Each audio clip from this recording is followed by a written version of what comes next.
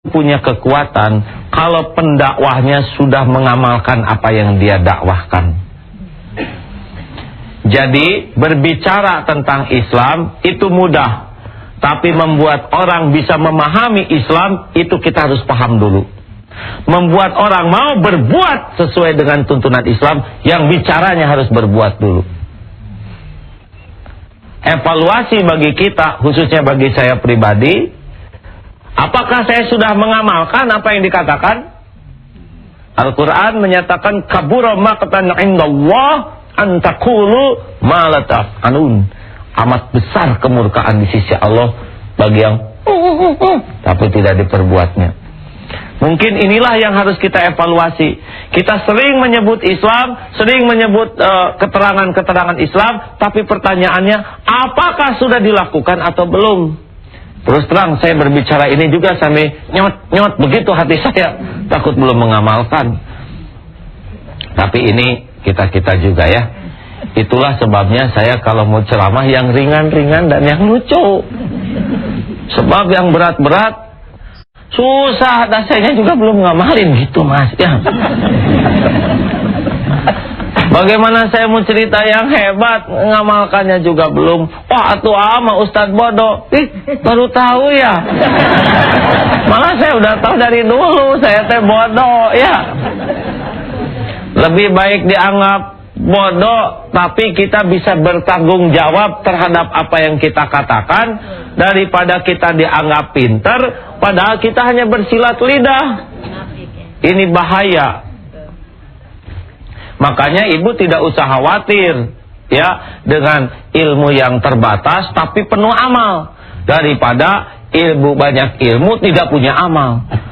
Yang paling mengkhawatirkan tidak punya ilmu. Bukan begitu. Tidak punya ilmu tapi sok berilmu. Makanya dengar dulu ya. Ini jadi heboh begini nih majelis taklim. Nah, jadi ibu bapak yang budiman, kalau kita evaluasi, boleh jadi Islam yang kita dakwahkan baru dalam wacana pikiran, baru dalam wacana pengetahuan, belum menjadi wacana yang sudah diamalkan. Karena orang yang mengamalkan, dia tidak terpaku kepada struktur kata-kata, karena semangatnya, raut mukanya, tutur katanya, ini sudah bagian daripada dakwahnya. Marilah kita berdakwah dengan mengamalkan. Itu lebih aman.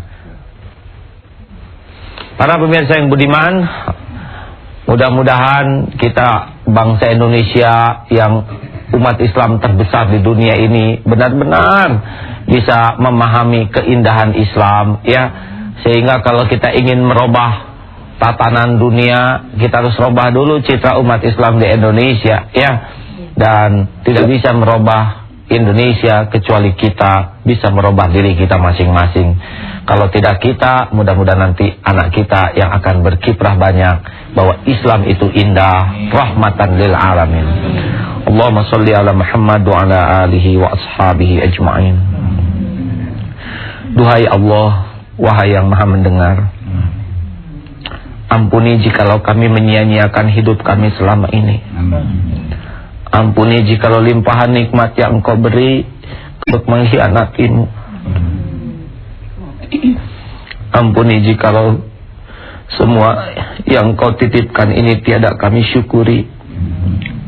Juga ampuni jikalau hati kami lebih banyak melupakan-Mu daripada mengingat-Mu. Ya Allah, ampuni jikalau kami sebagai umat Rasul tidak bersungguh-sungguh untuk mengenal Nabi-Mu. Juga ampuni jikalau kami mencoreng aib kemuliaan Islam dengan akhlak kami yang buruk. Rabb, jadikan umur yang tersisa ini kami benar-benar bisa mengenal-Mu ya Allah, sehingga kami yakin bahwa segalanya hanyalah milik-Mu, bahwa segala-galanya hanyalah kembali kepadamu. Ya Allah, jadikan umur yang tersisa ini kami dapat mengenal Rasul-Mu, sehingga hari-hari yang kami jalani benar-benar ada dalam tuntunan Rasul-Mu. Ya Allah, karuniakan kepada kami kesanggupan mengenal siapa diri ini, sehingga tiada kesombongan atas kelebihan yang Engkau titipkan, tiada rasa malu terhadap kekurangan yang Engkau amanahkan, tiada merasa malas untuk ikhtiar di jalan yang Engkau sukai. Ya Allah, jadikan bangsa kami ini menjadi bangsa yang penuh kehormatan dengan tuntunan-Mu. Karuniakan kepada kami para pemimpin yang berakhlak mulia, yang berpribadi indah, para pemimpin yang rendah hati, para pemimpin yang hatinya penuh kasih sayang dan kecintaan kepada umat-Mu, seperti pimpinan kami Rasulullah SAW. Ya Allah, hanya kepadamu lah kami berharap.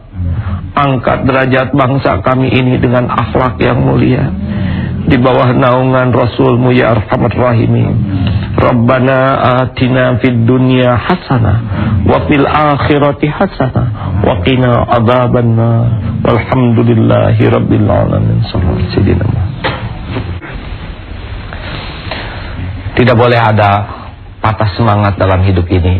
Kita selalu masih punya kesempatan untuk memperbaiki diri. Tiada keindahan, tiada kelapangan, tiada kebahagiaan, tiada kemuliaan hakiki kecuali kalau kita berpribadi semakin mirip dengan tuntunan Rasulullah yang mulia Muhammad sallallahu alaihi wasallam. Wassalamualaikum warahmatullahi wabarakatuh.